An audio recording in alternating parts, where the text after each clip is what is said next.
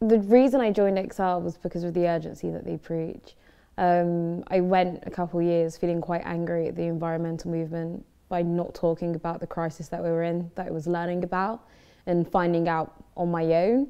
So when I found Exile, I found a place where I wasn't seen as, you know, the crazy environmentalist, but I was actually seen as a person who understands the severity of the climate crisis on the rest of the world and the love that comes with it as well, and understanding that although we're in a crisis, we still need to take care of each other. I feel like we're in a point of where we all understand, whichever, you know, political persuasion we're in, we all understand that this is a crisis and it needs to be faced as though it is one.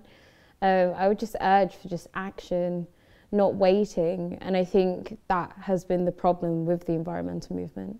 We've spent 30 years waiting for something to happen, but we need to understand we need to be what's going to happen, and we need to take it into our hearts and our minds and say we need to make action for change, and I would hope others do the same. I'm a student, I go to Goldsmiths, I study history and politics. I've actually had a couple different roles since joining XR. I first started in XR in February. That's when I started doing a lot of the outreach stuff for April, and also did the logistics for the Piccadilly site in April as well.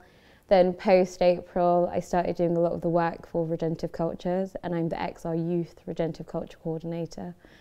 So a lot of my work now kind of revolves around how can we practice this radical sense of caring and community?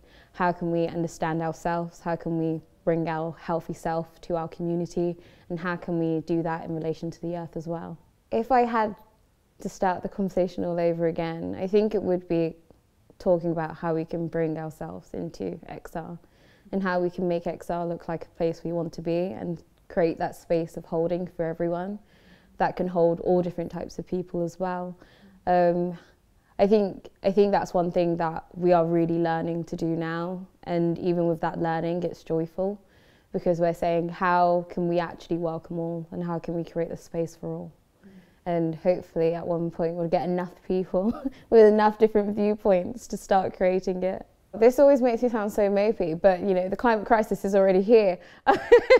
So I think what we are doing now is we're, you know, mitigating the losses and we're stopping it and creating a resilient community that can face the losses that have already come and have that space for grief and loss.